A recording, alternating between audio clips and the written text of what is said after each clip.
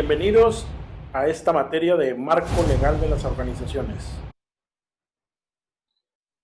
Bienvenidos a esta sexta sesión que hablaremos nuevamente de las generalidades de las sociedades mercantiles para posteriormente darle paso a ver a más detalle estas sociedades mercantiles. Esta sesión probablemente se parta en varios videos, uno muy probablemente para el 29 de septiembre y el resto para el 6 y el 13 de octubre, dependiendo de cómo avancemos y qué tan largas estén las exposiciones que nuestros invitados nos marquen o nos establezcan relacionado con sociedades mercantiles y con cooperativas.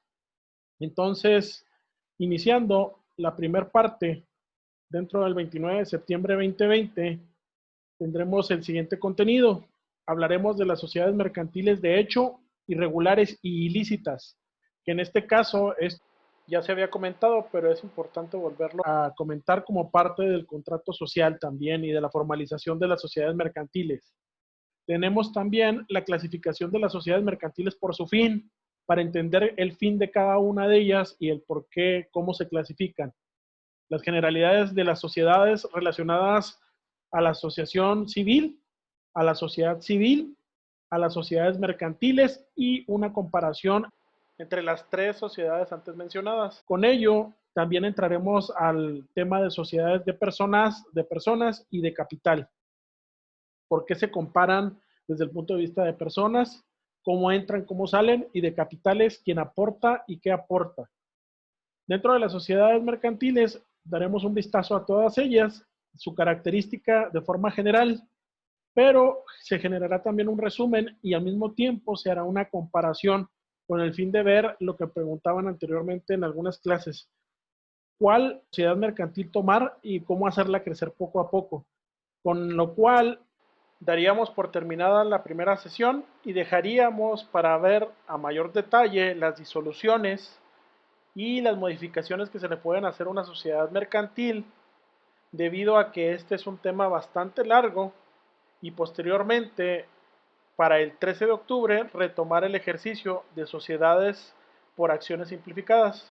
Esto con el fin de poder trabajar la denominación con la FIEL y poder posteriormente trabajar con esa denominación para crear la empresa de acciones simplificadas, debido a que tenemos que tener primero la autorización de la denominación para poder trabajar y darle la característica del objeto social dentro de una página que la Secretaría de Economía y el gobierno federal ponen a disposición para la apertura rápida de empresas relacionadas, pero con sociedad por acciones simplificadas. Entonces, empezando con el tema de sociedades mercantiles de hecho, irregulares, ilícitas, primero hay que definir y establecer qué es sociedad mercantil. Y creo que lo habíamos mencionado anteriormente también, es la sociedad mercantil, es una persona jurídica que tiene con finalidad realizar actos de comercio sujetos al derecho comercial. La sociedad mercantil posee carácter nominativo, en donde existe la obligación y la aplicación de ese aporte para lograr un fin económico. Entonces, se asocia a la gente, también establece su nombre y aplican obligaciones y fines económicos, que es lo que tienen las sociedades mercantiles. Y ahora, dentro de las sociedades mercantiles habíamos establecido las de hecho, y son aquellas que existen por el simple manifestación y voluntad de sus integrantes. Y aunque careciendo de uno de los requisitos legales para su constitución, que es la manera de hacerse formal, se han exteriorizado frente a terceros sin tener una documentación o escrito que avale su nacimiento, es decir, donde éste se manifieste su creación material y jurídica. Sin embargo, la ley establece que no importa si consta o no de una escritura pública o si se encuentra inscrita o no en el registro público de comercio, esta sociedad tiene personalidad jurídica de acuerdo al artículo 2, párrafo 3 de la Ley General de Sociedades Mercantiles, pero existen por el simple hecho de estar en la realidad, pero sin cumplir requisitos de la ley, pues no están sujetas al derecho, son sociedades fantasma, ya que no existe registro legal de ellas para su localización física o legal, por ejemplo, la empresa que venden productos del mercado informal callejero, pero hay que tarde o temprano formalizarlos, ¿no? para que no solamente sean de hecho. Entonces, también tenemos a las sociedades irregulares, que son aquellas que exteriorizándose como identidades societarias de carácter mercantil ante terceros, se encuentran sujetas a una situación jurídica especial por falta de uno o más requisitos legales para su constitución. Son sociedades con personalidad jurídica imperfecta, pues carecen de una escritura pública o de una inscripción al registro público de comercio. No obstante, realizan todo tipo de actos jurídicos mercantiles y se hacen responsables ante terceros. Por ejemplo, empresas cuyo negocio están en un lugar establecido y a la vista del público. Se determina el motivo de su irregularidad es eximirse del pago de impuestos y no querer cumplir con los trámites que le exija el gobierno de estar legalmente constituido o reconocido su constitución, por lo que sus representantes responden de manera personal, solidaria e ilimitada frente a terceros por los daños y perjuicios que les ocasione su irregularidad. Son la gente que no da factura, de cierta manera, está haciendo actos de comercio y no da factura, ¿no? Ahora tenemos también a las sociedades de objetos ilícitos. Son aquellas que tienen un objeto, fin o actividad considerada por la ley como conducta ilícita, es decir, contraria al derecho, por estar fuera de la ley y realizar actividades que pueden ser materia de comisión de un delito. Y según la legislación mexicana deben ser declaradas nulas y disolverse y ponerse en liquidación inmediatamente, de acuerdo al artículo 3 de la Ley General de Sociedades Mercantiles. Y estas son empresas que de cierta manera constituyen lavado de dinero, tráfico de drogas o venta de artículos robados. Aquí también estamos en ese supuesto, la venta de cannabis o productos que vienen del cannabis, pero están a punto de ser autorizadas. De hecho, se constituyen, pero no les dan registro. Y pues no se termina de formalizar ante el notario esta creación, pero autorizándoles en las 3/4 partes de los congresos de los estados, pues estas sociedades pasarán a ser totalmente lícitas. Entonces, aquí también vemos la escritura constitutiva que ya la habíamos visto, pero es importante repasar la parte de los numerales que vemos aquí y los requisitos que establece de acuerdo al artículo 6 de la Ley General de Sociedades Mercantiles. A manera que el acta de nacimiento, como si fuera una comparación del acta constitutiva, nos debe decir los nombres, nacionalidad y domicilio de las personas físicas o morales que contribuyan a la sociedad. El objeto de la sociedad, que esto es muy importante y hay que ver cómo es su redacción, y ya una redacción también bastante extensa y muy específica. Su razón social o denominación, que debe de tener un registro y que trata de que esta sea única. Su duración, que la mayoría le pone 99 años y la sigue postergando. El importe del capital social, cómo va a ser, en especie o en capital. Esto depende también del tipo de sociedad que se genere. La expresión o también la compra de acciones. La expresión de lo que cada socio aporte en dinero o en otros bienes, el valor atribuido a estos y el criterio seguido para su valoración cuando el capital sea variable, así que se expresará indicándose el mínimo que se fije. Ahora, también aquí pueden aportarse terrenos o cuestiones en especie, por eso hay que establecerlo bien, cómo se va a constituir y qué valor se le está dando, ¿no? El domicilio de la sociedad, tiene que darse un domicilio, posteriormente se puede cambiar, pero el domicilio es para recibir cualquier notificación o cualquier reclamo o verificar que realmente exista.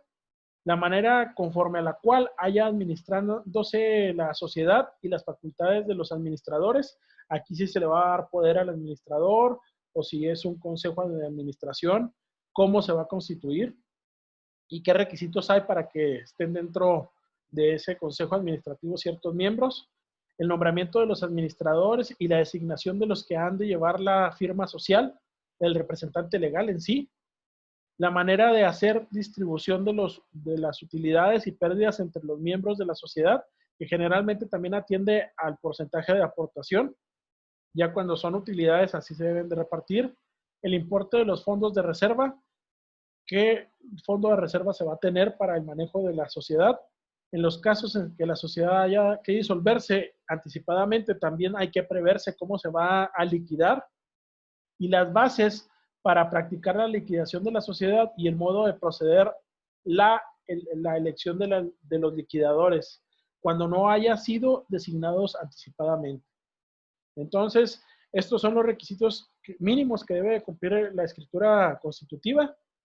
Ahí posteriormente les enseñaré una para que ustedes vean esos requisitos. De hecho, vamos a tener que redactar una para los fines de la última práctica que vamos a desarrollar.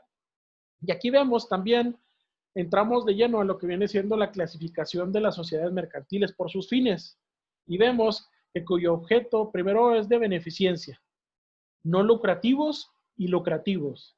En el caso de la beneficencia, cuyo objeto, como su nombre lo indica, es prestar servicios humanitarios y culturales a ciertos sectores de la comunidad. Con respecto a no lucrativos, cuyo objetivo no tiene carácter preponderantemente económico, al no constituye una especulación comercial.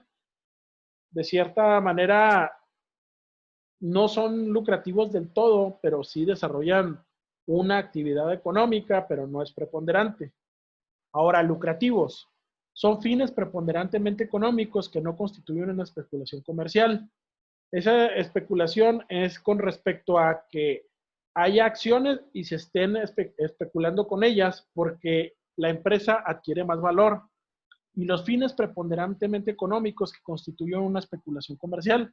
Ahí, además de hacer actividad comercial, sus acciones o el valor de la empresa empieza a especular con respecto a sus acciones.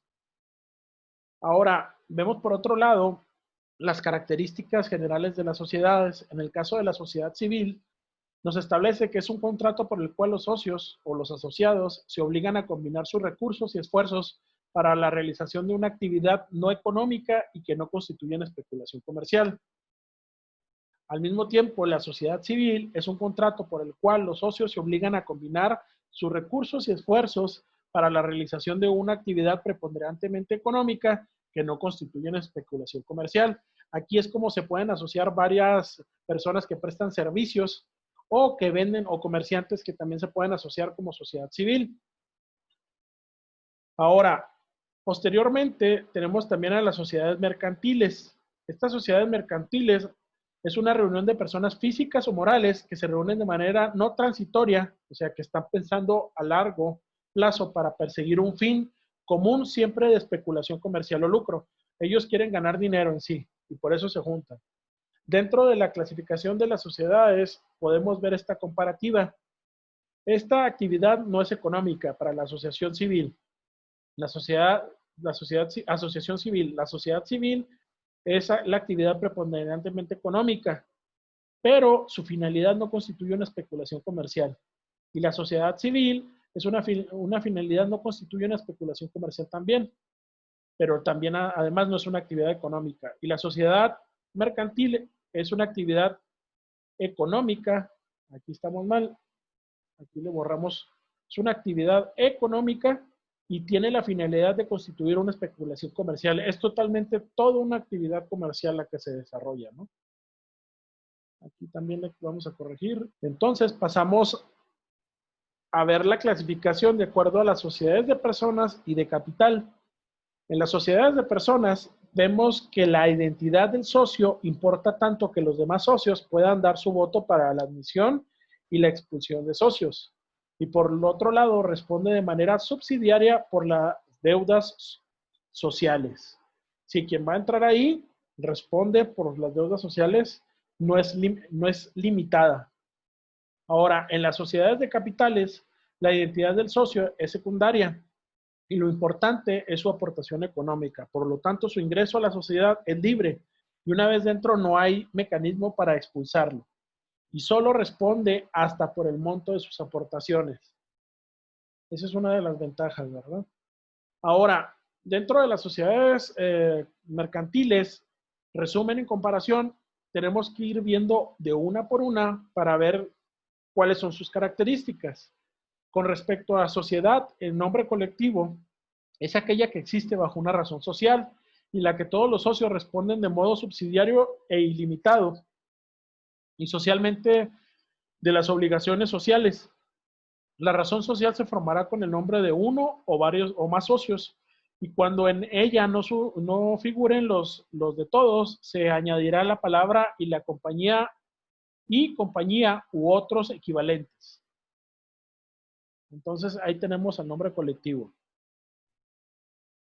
Las sociedades de comandita simple es la que existe bajo una razón social y se componen de uno o varios socios comanditarios que responden de una manera subsidiaria y ilimitada y solidariamente de las obligaciones sociales y de uno o varios comanditarios que únicamente están obligados al pago de sus aportaciones. ¿Sí? Sería limitada, no ilimitada, es limitada. ¿Sí? Por eso es de comandita, o sea, mandan de cierta manera a que alguien desarrolle la actividad y nada más hasta donde aportan es su responsabilidad. Por la siguiente es la sociedad de responsabilidad limitada, se constituye entre los socios que solamente están obligados al pago de sus aportaciones sin que las partes sociales puedan estar representadas por títulos negociables. No se negocia la orden o al portador, pues solo serán cedibles en los casos y con los requisitos que establece la ley. ¿Sí? Ahí es muy claro y ¿cómo se llama? Muy limitada la adopción o la integración de socios y también cómo estos pueden darse la parte de los socios.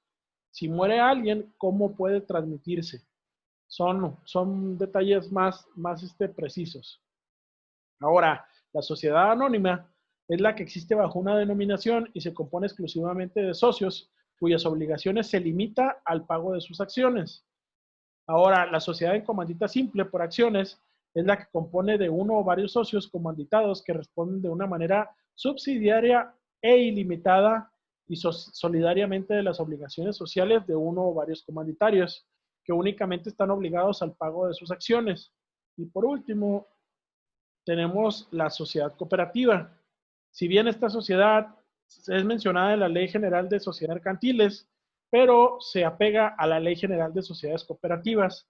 Es una forma de organización social integrada por personas físicas con base en intereses comunes y principios de solidaridad, esfuerzo propio y ayuda mutua, con el propósito de satisfacer necesidades individuales y colectivas a través de la realización de actividades económicas de producción, distribución, consumo de bienes y servicios, de acuerdo al artículo 2 de la Ley General de Sociedades de Cooperativas.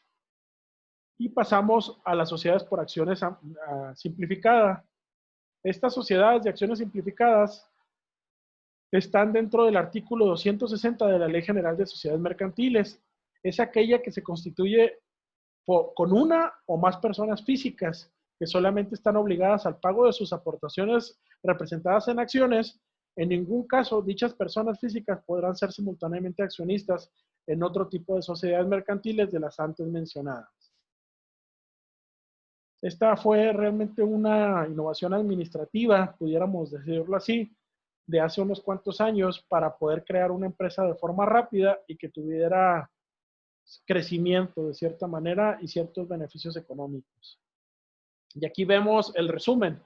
Todos los socios, en cuestión de nombre colectivo, todos los socios responden de manera subsidiaria, solidaria e ilimitada por sus obligaciones sociales. La sociedad de comandita simple, los comanditarios, solidaria, subsidiaria e ilimitada.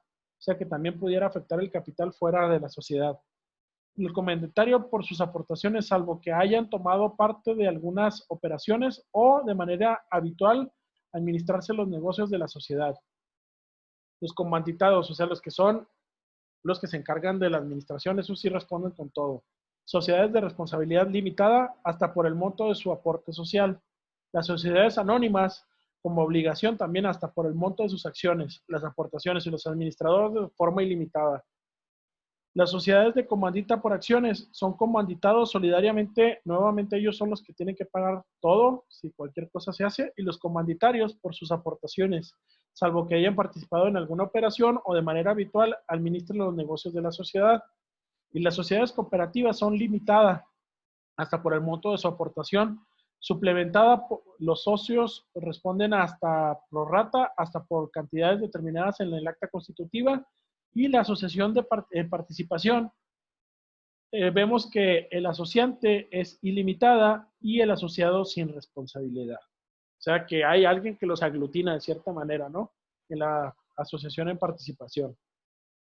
Entonces, a modo de comparación, vemos este cuadro que nos ayuda a comprender un poco las características que tienen respecto a riesgos patrimonial, al costo de creación y tributación, a la flexibilidad, a la imagen, al escalonamiento y la sucesión patrimonial. En el caso de las SAS, tienen un riesgo patrimonial bastante alto, ¿sí? O sea, ¿por qué? Porque en cualquier transacción, pues pudiera afectarse la cuestión de quien administra, sobre todo, y de quien la constituye.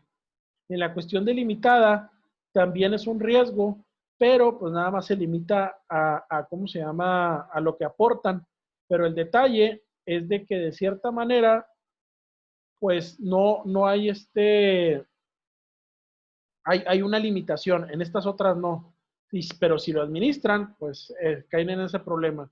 A diferencia que en comandita y cooperación, nada más también son los que administran, pero pues son limitados a la aportación de cada socio.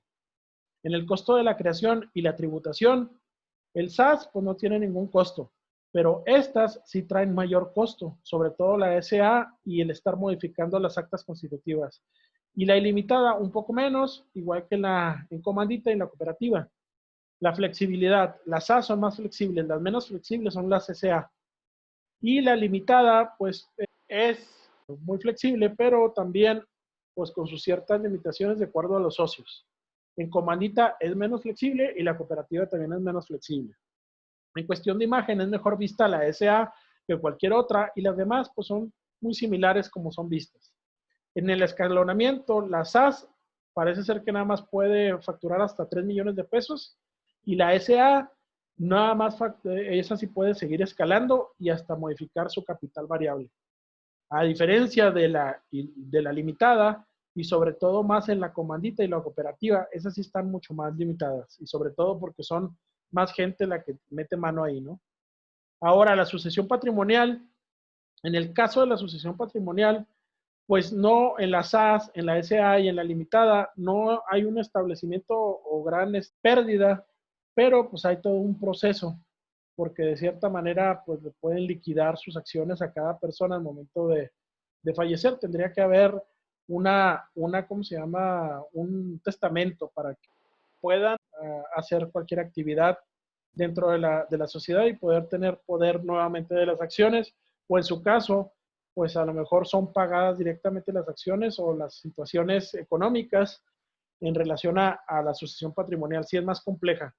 A diferencia que en la comandita, porque ahí también establecen quién entra y quién sale, cómo entra y cómo sale, y si le corresponde la herencia a quien es el beneficiario, tanto como también en la cooperativa.